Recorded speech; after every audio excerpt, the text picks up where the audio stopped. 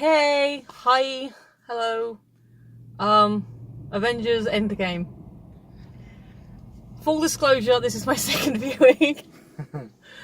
Because we were supposed to go together, but then Adam got caught up at work. It's fine, the case was successfully concluded. So everyone's fine. But it did mean he got... What time did you get home? Late. Late. Very late. It was very dark by the time I got home. So yeah, unfortunately we couldn't get a bit closer. Except his car is a little... That's better. Yeah, a little closer. Car's a little on the even. So we were supposed to be doing this live, but YouTube has decided I'm not quite good enough to do live from my phone now. Even though I've done live from my phone before. See my Doctor Who reviews. But yes, welcome to Original Concept Reviews, the Avengers Endgame review edition. Okay, so we did see Captain Marvel. Yes. We didn't have time to do a thing because it was late. Quick capsule on Captain Marvel. I enjoyed Captain Marvel. I also enjoyed Captain Marvel. It was good. Yes. It was fun. And yes. I will say, because I know some controversy, because you know, some Brie Larson. Oh, as my favourite thing for Brie Larson is Cheese Thief. Because Cheese Thief said some things that some men didn't like and are still having a go at her, like, get over yourself. Some people are, oh, you don't need... Okay, technically, no, you don't actually need to see Captain Marvel to see Endgame. No. But it's still a good film, and I still recommend going to see it because it's a lot of fun. Especially if you're a 90s person. Yes. Because it's just amazing. It is. So that's our capture review of Captain Marvel. We liked it. Our capture review, non-spoiler review of Endgame. Non-spoilery review, yeah? Just Google who's in it, and then that's it. Just have fun. Just go. Just, yeah. It's the 22nd film in this massive franchise. You already know if you're this is like the week 2. Now I will say, second week, there are a lot of people in the audience that, because I've already seen it, I could tell from some of the reactions I was hearing around me, oh, these people are seeing this for the first time. In the second week, our theatre has 16 screens. 10 of them have Endgame on. And this was packed. On a Sunday. I mean, it's a bank holiday weekend, so that might be adding to the numbers, but it's still... I don't know if every single seat was full, but... No, there was maybe not the first few rows, but still. It was busy. On a Sunday. On the second week of release. So either you've already seen it, or you're already planning on seeing it and you're watching this later. If you're one of those people for some reason are holding out, go see it. Yeah. That's our review, of non-spoiler review. There's no way we can not talk about this film with spoilers. No. Without spoilers. Yep. So, go see it. It's good. We enjoyed it. Yes. We are now officially entering the spoilers! You thought I forgot about that, didn't you? Yes. From here on out, it is all spoilers. You want to start us off? Yeah, alright. So I think I read something a little while ago where, not giving away that somebody dies, but insinuating that one of the main characters dies. Yes. And then we heard that Chris Evans didn't want to be Captain America anymore. Yes. I read that ages ago. I mean, like, he wants to retire from acting almost completely. He's like looking towards directing and stuff. Oh, fair enough. Yeah. So I assumed it was him. I assumed it was Cap. He was going to have like this big death scene. Yeah, it wasn't him. No. It wasn't Cap. I mean, he may have died eventually because he's a very old man. We'll get to that in a moment because you go through the flow of the movie. But when it came to the person who did, like ultimately the big, yes, were you actually surprised? I initially in the moment I was, and in the sort of 20 minutes or so since it finished, yeah, I've been sort of thinking in the back of my mind a little bit. I don't think I should have been as surprised as I was, thinking back to what happened during the film. Yeah. Does that make sense? Yes. Okay. Yeah, the things that happened during the film. Yes. Yeah. So basically, because I have seen it already, it ended very nicely for that person. Yeah. Very.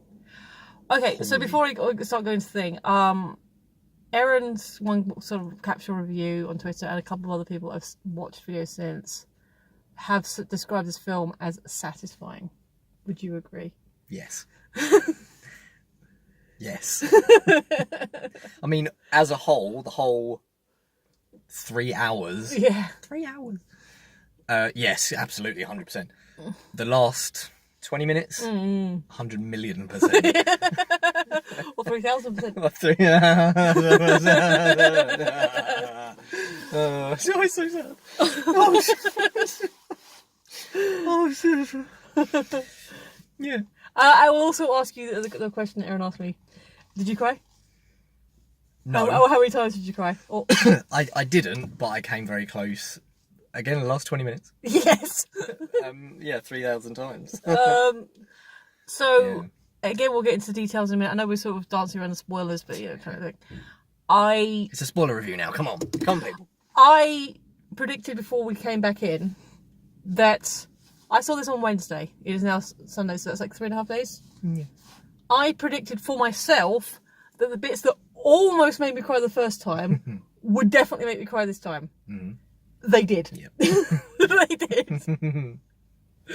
Alright, so this film starts very quietly. It starts with Hawkeye and his family. And it's a really nice moment where he's teaching his daughter archery, which makes sense. And then basically he kind of turns around and then the snap has happened and his family have moved away. And then we kind of get Tony and Nebula on the Milano, which is a really nice sequence. That was really cute. I'd like to see, I know, like 22 days they were in space together. Assuming at least a day on Titan, getting shit together, you know, not killing each other. So no, it's fine. And then they said they had 48 hours. They managed to get 48 hours of like boost, and then basically would get in the water. Yeah. So he's recording his message to Pepper. I'm not sure if she's ever going to get it, but he's recording them anyway because you would. You would, yeah. And then you got a nice little montage. She refers to her as the Blue Meanie. But she does take care of him, you know, and he means it as a compliment. He said, she's practical. He likes her. He respects her. Yeah. And then he kind of records his message, falls asleep. What did you think of the rescue?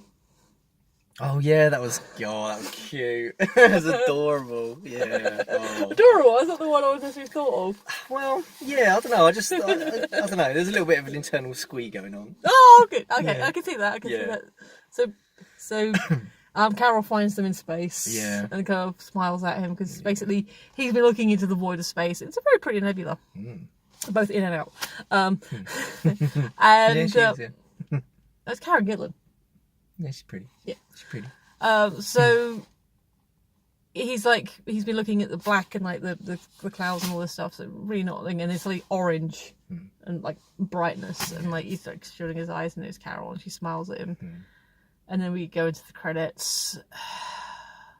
Okay, so one thing I will say, and I was sort of surprised, not surprised, on Captain Marvel, the opening title, Marvel Studios title splash, was a tribute to Stan Lee. Oh yeah.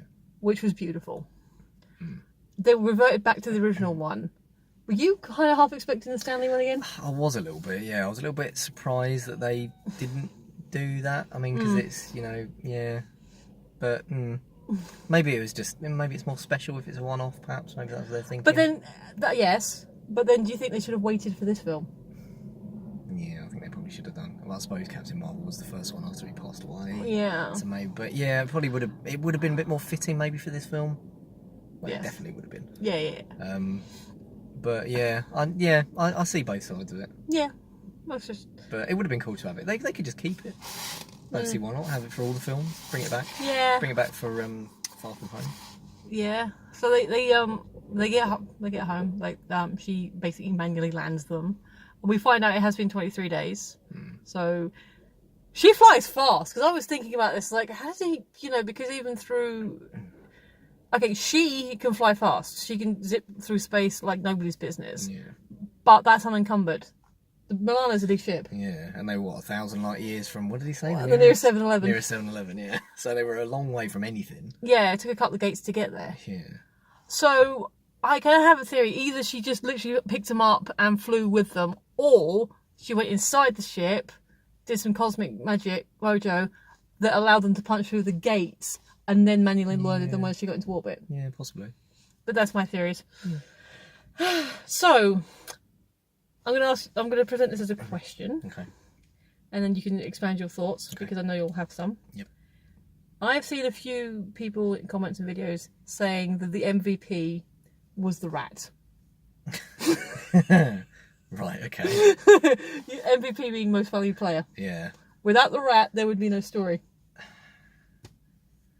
Yeah, okay. Okay. So do you want to pick it up? I can sort of see that. Did you want to explain what the rat does to the lovely viewers? For those 2 people that haven't seen it and watching this review. Go and see it.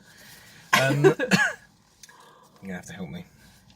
Scott, Yes. in the van. Yeah. Oh yes. Okay. Right. Yeah. Oh god, bloody hell. Okay. It's been a long day. It's just been like a. Oh my god. It's just incredible. I see. No, so I remember it was when they were in the storage unit, wasn't it? Yes. Oh, what did he do? I can't He just remember. walked across the console. Oh, of course. Yeah. Okay. Yeah. So he's obviously manipulated some of the buttons or something. Yeah. On the console, and he's kick-started the whole whatever the thing. What was it called? The quantum gate thingy. Yeah. In the back of the van, you know, and then Scott's obviously come back from It basically spits him out. back from the past, back from the past. Back from the vortex, quantum. And yeah, then he obviously goes to see Cap and. Before then, what did you think of the tribute to the Vanished? Oh yeah, I thought that was cute. It was really nice. Yeah, that was really, really sweet. That's a lot like something that would happen in Yeah, real life yeah. as well, like having the memorials and the names. And yeah, I would be really shitting myself if my name came up on there as well, like Scott was. Yeah. Like, what? So he is his family. Cass is all grown up. It's a really beautiful moment. Now think about the memorial. I don't know if that's just for San Francisco, California, or the plant, or America, or if there's like tributes elsewhere, all around. I mean, I can imagine at least country to country that have their own thing. Yeah. So yeah. So he catches up with them. So we got a few moments in between where you see,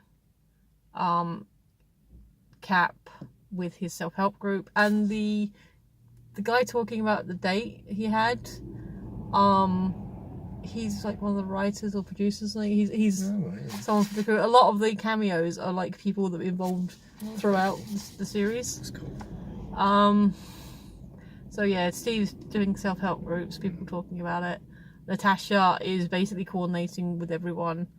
So you got Nebula and Rocket sort of going off and doing things in one direction. Carol's doing things another. I keep forgetting her name. Awesome warrior lady. Yeah. Okoye? Something like that, yeah. Yeah, is doing some stuff, and then Carol's obviously zipping around the galaxy. Yeah. I love Natasha's line later on about things being weird. I get emails from a raccoon. Nothing's weird anymore. Nothing's weird anymore. I love the fact that they email each other as well. That's great. And then Rhodey is still on Earth, tracking down who we later discover as Hawkeye's Ronan. So what do you think of the Ronan stuff? Yeah, that was yeah, blimey. So I assume you got what he was doing. Was it sort of like, was he trying to sort of purge himself? No, I think he was trying to purge because basically he'd lost his family, he had lost some hope.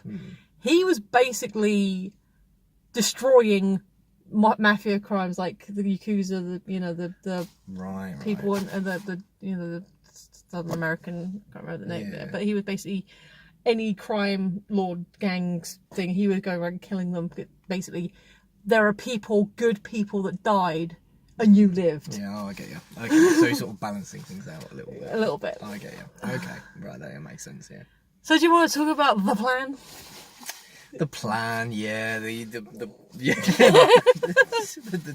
time travel basically. It's time travel. It's a time travel movie. It's a time travel movie, like Hot Tub Time Machine. Not like Hot Tub Time Machine. I've never seen that. I don't No, I want to. haven't. Apparently, it's not that bad. The sequel. Yeah, so the plan basically is to travel back in time. Yes. Get all 6 of the Infinity Stones. Yep. From the past. Yeah, before Thanos. Thanos gets them, when they were still in their respective locations, and basically do the clicky thing again and reverse what Thanos has already done and bring everybody back. Happy endings. Okay, so sidebar, because I just remember something. You remember when Live 8 was happening and there was that campaign, like Will Smith especially, was like, every time I click my fingers, someone has died. Yeah. I'm surprised nobody's memed that with Thanos going, hold my beer. Yeah. Yeah, that's good. Yeah. Yeah. Or amateur. Yeah. Oh, one person dies when you click your fingers? Watch this. So basically, Scott comes to this conclusion because, as Natasha said, oh wow, because he said, I've been stuck in the quantum realm. And Natasha's like, wow, that must have been a long 5 years. I guess I don't know how long Janet was in there, I don't know. But he said, no, it wasn't. It was 5 hours. And they're like, I can't, this is time travel. This is somehow, we can use this, but I don't know how. Who do we talk to? And then we smash cut to Tony.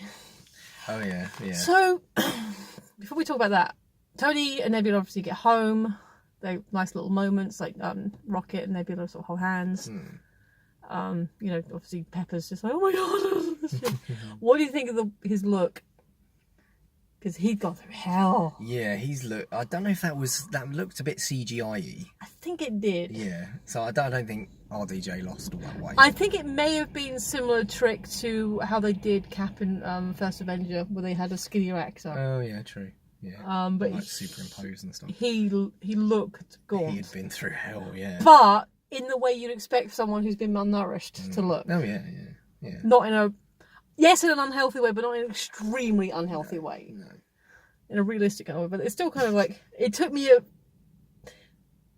so my first viewing, it took me a minute to sort of clock on, like, he doesn't look quite, did you have that kind of moment as...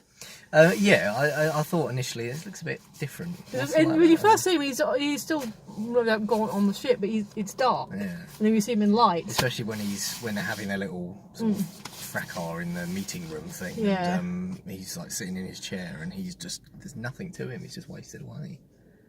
So we haven't talked about before the 5 years. When they all go to space.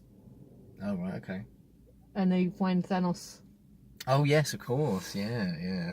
And he went for the head. He went for the head. I went for the head this time.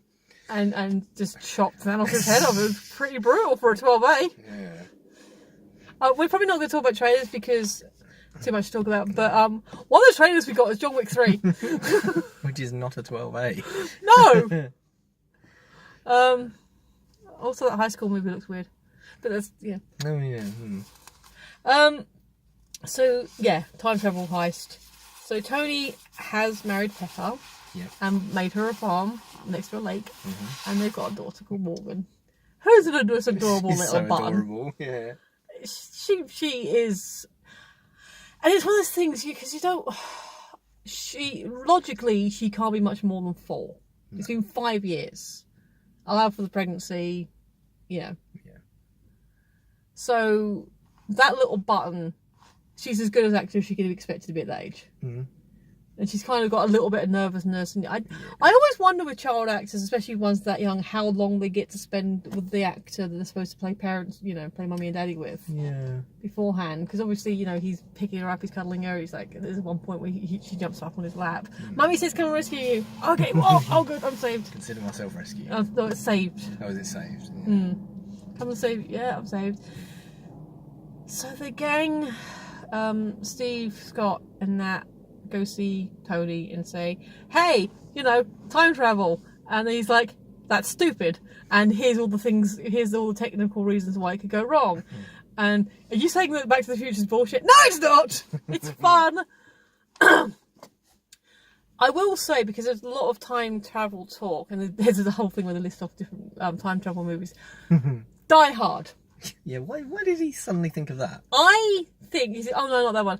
I think, and this is just my theory, he listed Die Hard, one, because it's funny. Also, and you could make a Friends link here because that was the boy's favourite movie. Oh, yeah. But also, there's always a debate on whether or not Die Hard counts as a Christmas movie. Oh, yeah, true. So that was my thinking. That. Oh, yeah. And it definitely is a Christmas movie. BTW. But it's not a time travel It's movie. not a time travel movie, no. So there's a lot of things, but again, I've watched a lot of YouTube videos talking about this film. It's all those films, like especially Back to the Future and all the other stuff, are grandfather paradoxes. Okay. This is a different type of time travel that takes into account the possibility of branching it. As Bruce says, and we'll talk about that in a second. But as Bruce says, as soon as you travel, your future becomes your past, and your present is now your future, like from where you are. So you carry on, but then time kind of wibbles around you. So big ball of wibbly wobbly timey wimey stuff. So Professor Hulk. Oh yeah, I love him. He's funny. He's adorable. yeah, I do love him. Because my reaction was to giggle. I got. Yeah, I think it's A lot of people. it's quite profound as well how Bruce was. He made a comment that basically along the lines of he was always treating that other guy like the enemy, like the disease.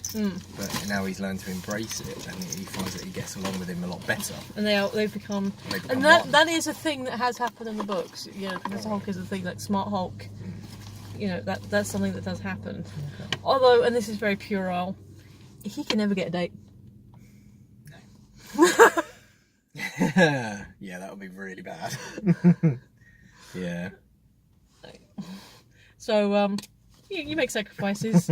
He has fan kids. Yeah, I know. That's so adorable. No, the kid is actually saying no. He doesn't want a picture with me. That one, I think slightly little bit. yeah, I know. I thought it was funny. Yeah, it was funny, but it's still supposed to be a couple of seconds shorter. yeah, I think maybe that was tacked on a little bit. Yeah. But maybe just for like an extra injection of humour. Yeah. But it was what it was. So, what do you think of the humour drama balance? I think it was really good. It was as Marvel will always do. They handled it really, really well in this film. Yeah, I think it was leaning more on the drama. Oh, definitely. Obviously, but yeah, I thought it was fantastic. They did it really, really well. Yeah. So, I guess we're having discussions about time travel. Tony has rejected them because he wants to take care of his family. So they talk to Hulk. Hulk then runs some experiments with Scott. Yeah. So Scott goes through the tunnel a couple of times. So basically, the plan is we send you through. You about a week ago, have a walk around for an hour, come back 10 seconds later. Not confusing at all. They bring him back as a child. I think the credit said 13, didn't it? Something like that. Yeah. It's like, is that Scott? Yes, it's Scott! What? Help! Fix me! Then he comes back as an old man. He comes back as a baby. Yeah, little bubby. He's adorable. And he comes back as himself with one of the best lines, like, someone peed my pants, and I'm not sure if it's old me or baby me. Or maybe just me. That was so good. Which means he remembered being the... Yeah. That must be weird. Yeah, I know, that's weird. It is weird, isn't it? So, yeah. But it worked. Yeah. It worked. Kinda. Well, kind of. So, well, Tony and Friday, they run some experiments. He uses like an inverted Mobius strip and does some tweaking, and the model works. Shit. Shit! Why are you up? Why are you up? I got some important shit going on, that's why. Don't say shit. Don't tell mommy you said shit. That was adorable. I love that little interaction. That was cute. I mean, Robert's been a father for a long time now, because India's, I think, like 22, 23. Wow. So but I love seeing, because it's not often he plays dad on screen, and I love seeing him play dad on screen. Yeah. It's so cute. He's such a good daddy. No. 3 kids now, 2 boys and a girl. Wow. So yeah, he and Morgan have like, yeah, they have ice cream and he talks to him, and then that's when you have like the, you know, he's like, I love you tons. She's like, I love you 3000, which has kind of become a meme on Twitter every time Robert posts now. It was like, I love you 3000. And like he comes downstairs and Pep's reading a book about composting, and like I don't want to say it's a competition, but like she loves me 3000, you're like 6 to 900. You're in the sort of mid 6 to 900 range. Yeah. Oh, really? So what's new in the world of comp? I fixed it. I did it. I solved it. And basically, you know, Pep was like, you could put it in a box, you could throw it in the ocean, in the middle of the lake, but you wouldn't be happy. So yeah, he basically, Steve goes outside after the experiments. Tony drives up in his Audi e-tron, which is very much an Audi e-tron, because there was an advert for an Audi e-tron before the film. Yeah, So you know it's an Audi e-tron. Yeah. Can we get a sponsorship money now? Audi. You can't talk like this, can you? No, sorry. And basically, like, he turned into a baby, didn't he? Yeah, among other things. Yeah. Hold you up. Give Cap the shield back because Morgan's gonna go sledding on it. And basically, they he says like, I fixed it. Here's these neat little watch thingies that quantum GPS. Let's get the gang back together. So then they have the whole putting the plan together scene. What do you think of that? That was really, really cool. Oh, they're like picking all the bones out of everything. But before they do that, they have to put the band back together. Now, most players are in place, and there is a scene between Natasha and Hawkeye, Ronan, Clint, discussing what he's doing and all the things, and like, don't give me hope. And then they go to New Asgard. A little British. Well, I think they go first. I think it is actually. I think the idea is it is supposed to be in Norway, it's a little because bit Norwegian, isn't it? I think that is something that happens in the books. You're not supposed to go that way. There she goes. He goes. So, hey, Meek's alive. Yeah. Meek's alive. Yeah. And so is Korg. Korg's alive. This guy's calling me names again. He's, Can you sort him out? Yep. We're just sitting here. We don't say that weird. That was so funny. My South African accent's getting better since I met a South African lady, so I'm like, excellent. Although he's actually New Zealand, so I don't know why I'm saying that. Oh yeah. No. Yeah, they're very close. That area, it's not good. But my South African accent's improving anyway. Yeah, it's a sidebar. Well done. Yeah. Apparently they're playing Fortnite, and a few people have commented on the fact they're playing Fortnite still, like 5 years later. Like, and then someone else pointed out, but then again, you don't know how many game developers got poofed. Yeah, true. True. Or who's got the want to do that. So Meek and Korg are alive. I'm so happy. Valkyrie's alive. Yeah, I like Valkyrie. Yeah, she's awesome. She plays heavy in the later scenes. So Thor. What did you think of that reveal? That was amazing. He likes his beard, doesn't he? Would you like to tell the audience what's going on with Thor? Oh yeah, he fat. He fat Thor. He's got a big old beer belly. Because basically he's kind of blaming himself for not having gone for the head in the first place, and then he's like, decapitated Thanos. And so it's Hulk and Rocket that go get him. And Hulk's trying to give him the pep talk and say, hey, you're the one who rescued me. I was in a bad place. You saved me. You brought me back. Oh, there's a cute scene with Valkyrie previously where she's like, hey, angry girl. I was like, hey, I think I prefer either one of the other guys. Because you got weird. And so, yeah, Bruce is trying to give him all the pep talk. He's like, come on, we need you to. We need you. We'll do this. And Rocket's like... and Rocket says... Oh, you know what my memory's like? There's beer on the ship. Oh, yeah, of course, yeah. What beer? Yeah. Oh, it's amazing. So I love that little.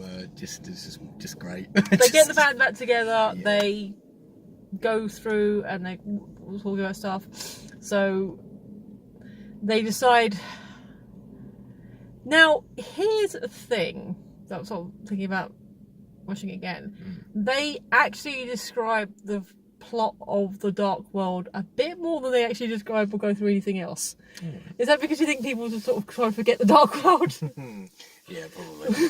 Yeah. Which isn't bad, but there was a little picture of Malekith, so as an Eccleston fan, I was happy with that. Yeah, so it's like, funny story, my grandfather, so first of all, it's a stone. It's not a stone, it's like a wavy sludge thing, so we stopped calling it stone. So anyway, the stone was in the thing, and like my girlfriend Jane, well, who's not my girlfriend anymore, I don't know. But, so yeah, he goes on a long rambly thing. Then Nebula says about how the Soul Stone, Rocket explains about Morag.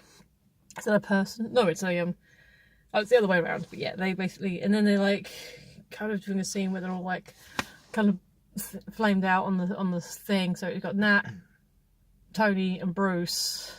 It's quite cute actually. Nat and Tony are sort of top and tailing on the table, and then Bruce is on the floor next to them because he'll probably break the table. Yeah. And they're talking about Strange, and they're like, "Oh, the bloody magician gave it away Bleecker Street. It was a nice place." So like, and I was like, "Wait, he lives in New York? No, he lives in Toronto. You're not paying attention. No, guys, pick the right year. 3 stones, 1 place. 3 stones in New York. Yep. So they all do the thing. They all get suited up. Now, what was your initial reaction when you saw them all suited up in the white suits in the trailer? I saw that and I thought there's going to be like a big epic, let's suit up and then go and do a thing, which it was. Yes. But that was my initial thought. Because a lot of people were like, "Oh, I don't like the fact they're all wearing these same suits. They should be, in their own outfits." And I'd actually read a theory, which was kind of close but not, that they were space suits and they would go and then get changed when they get there. They weren't. They were quantum suits, but basically the same thing happened. Once they got there, they took out the white suits. Yeah. So that was kind of cool. So it was, as an epic walk down the scene, it was pretty awesome. Pretty awesome. That was pretty cool. So, right, 3 teams, 3 locations. So let's break this down. So Tony, Scott, Cap, Bruce to New York. Yep. Rocket, Nebula, Rhodey. Rocket went to Asgard with Thor.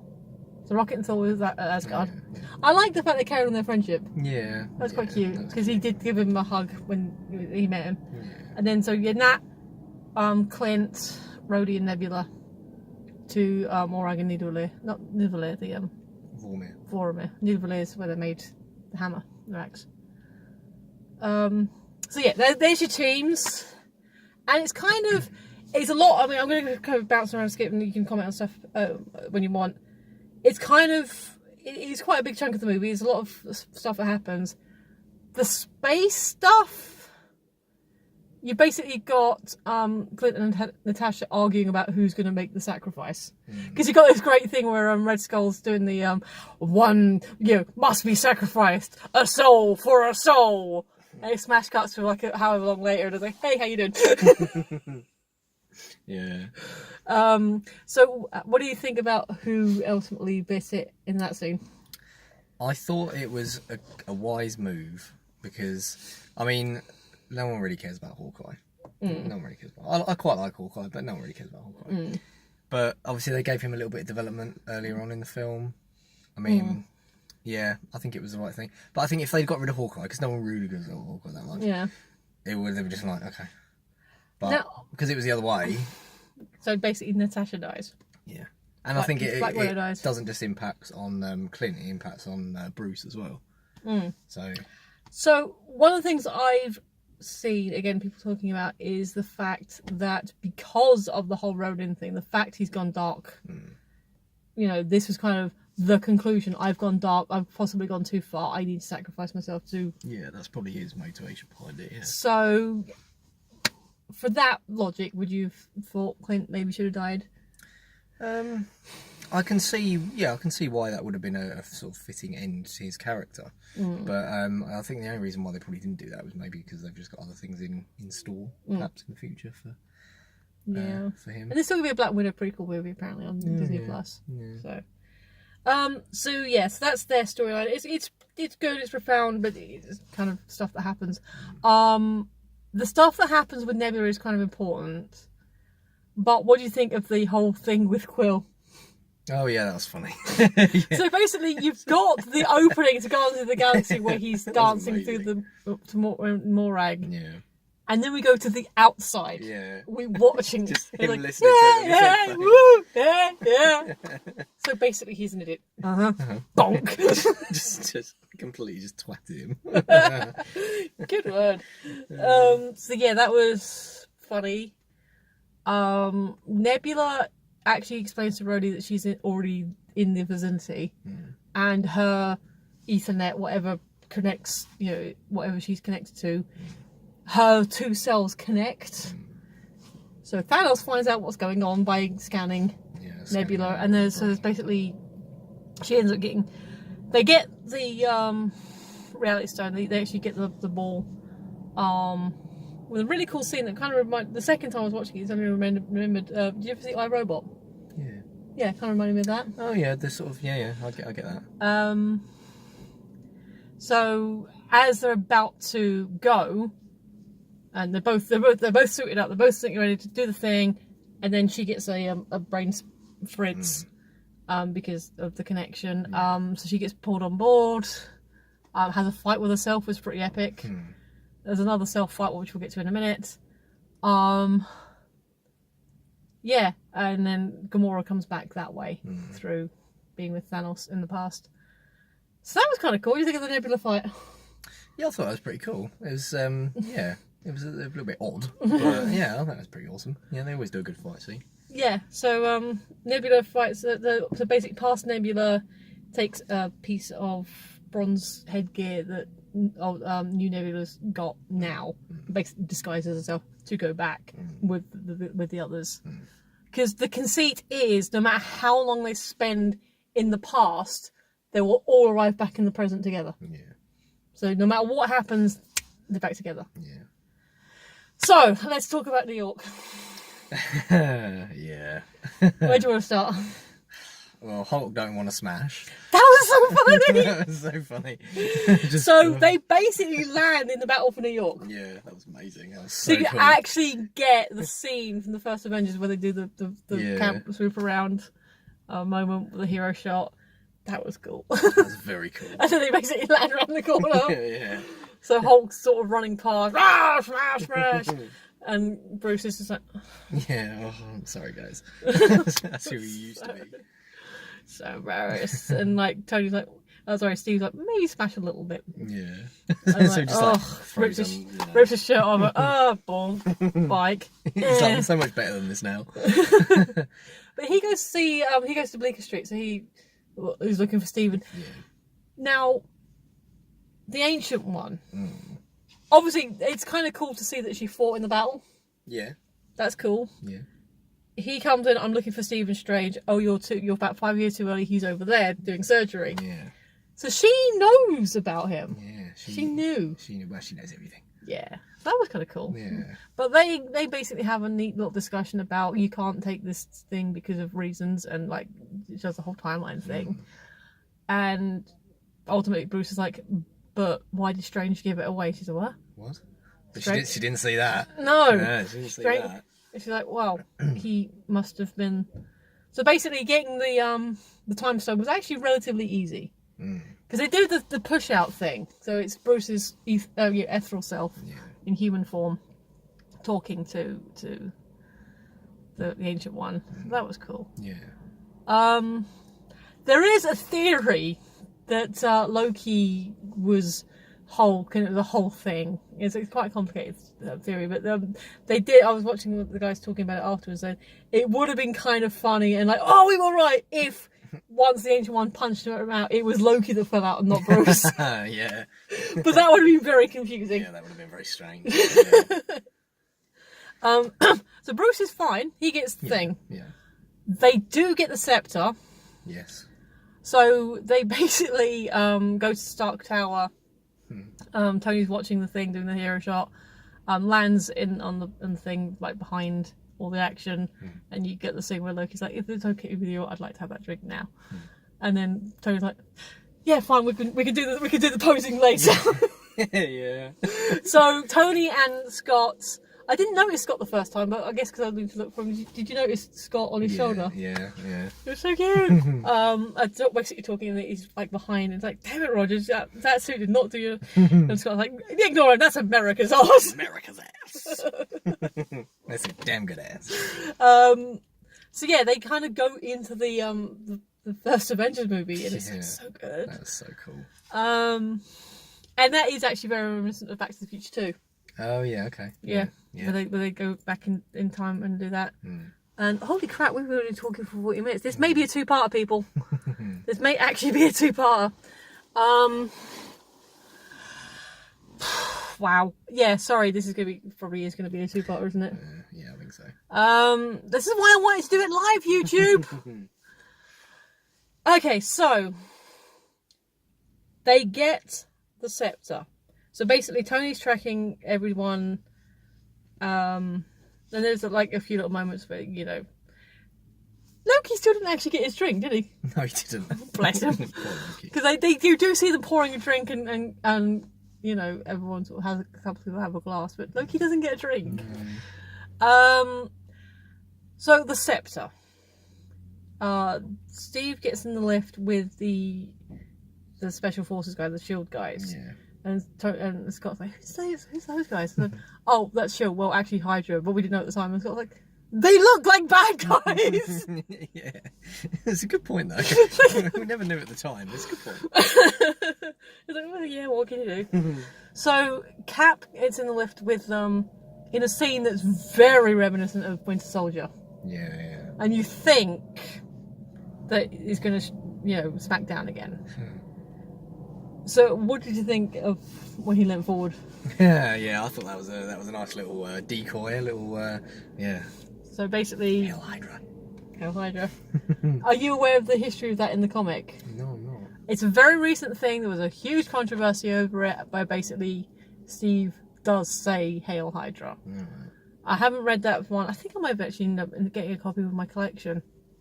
But yeah, basically, it's a whole thing. I can't remember if it's a scroll thing or what, but basically it's Stephen, not Stephen is a thing, but that is a thing that actually happened in the comics. Oh, okay. So to have it happen in the movies was like, which is why some people in the audience were like, oh, he did the thing!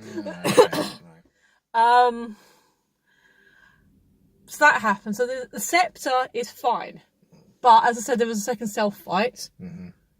They think Loki got away. Well, actually, no, Loki did get away. But past Cap.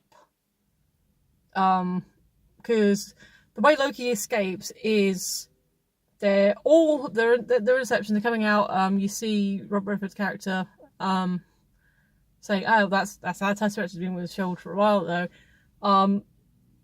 Ant-Man goes into the arc reactor, pulls a switch, and basically gives Tony a heart attack. So that kind of causes a distraction, which means the case gets thing. It works because Tony gets the case. Except Hulk, who's been sent down the stairs, then bashes him in the face, and he loses the case. Loki, who's been paying attention to all this, then basically the case gets flown open, and he steals the Tesseract, and he poofs away. We don't see Loki again. No, he's gone. But because they know Loki's now missing, and because he did the thing earlier in the film where he pretended to be... And I have to say, for all the people who basically came back for a scene and a half, but like a day's work, that's like... Fair play! Yeah, fair play to him. Fair play, because it's like T. Hiddles came back for a day, day and a half. Maybe not.